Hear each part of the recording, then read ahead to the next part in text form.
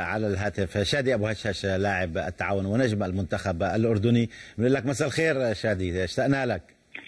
اهلين، مساء الورد والكرم، احنا اكثر والله حبيبي.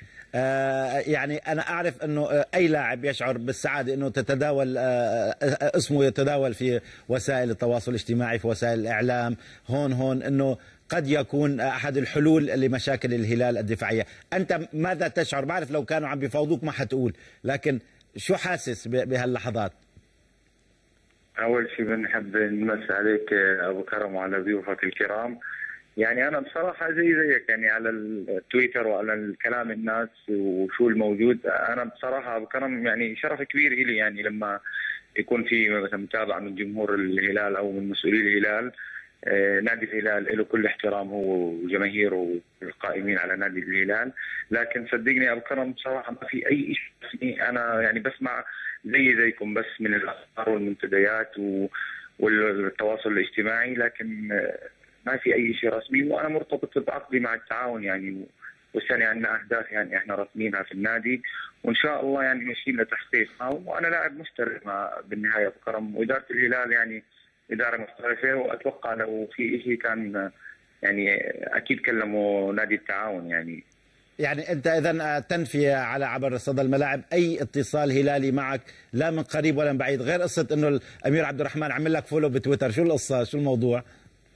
تغريداتك يعني شو؟ ادبيه، ثقافيه، رياضيه، وشو القصه؟ لا بالعكس، يعني هذا شرف كبير لي انه لما اتابع من سمو الامير عبد الرحمن المساعد. يعني انا بتواصل يعني مع كل الناس، ويعني كانت يعني هي شغله عاديه. يمكن الناس كبروا الموضوع شوي او انه حسوا فيها شيء، لكن يعني بصراحه ابو كرم ما في اي شيء يعني انا بربطني يعني او اي كلام صار يعني حتى بعد المتابعه، يعني حتى ما صار اي كلام يعني بيني وبين سمو الامير. لكن هي بس انا بحكي لك كل الموضوع انه ممكن يكون عباره عن شائعه. انا طيب شادي، انت حاسس مستواك مع الفتح غير مستواك مع التعاون، ولا نفس المستوى ولا ارتقى؟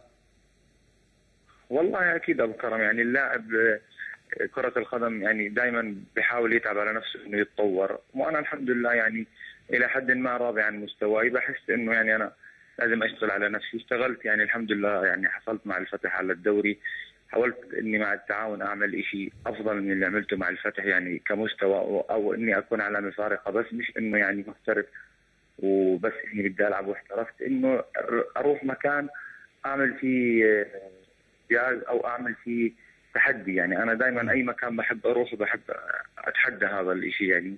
ورحت للتعاون لانه انا السنه التعاون حسيت انه عندهم طموح كبير، حسيت انه التعاون بيعمل شيء كويس يعني. فكان السبب الرئيسي اني رحت على التعاون، انه حاسس انهم السنه يعني راح يعملوا شيء، والحمد لله احنا هل تشعر شادي يعني ان الفتح خذلك؟ نعم ام لا؟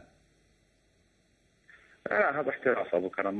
ما بحكي انه خذلني، هذا احتراف، وكل نادي له وجهه نظر. لا والله يوفقهم، وانا الان مع نادي طيب تعاون والحمد لله.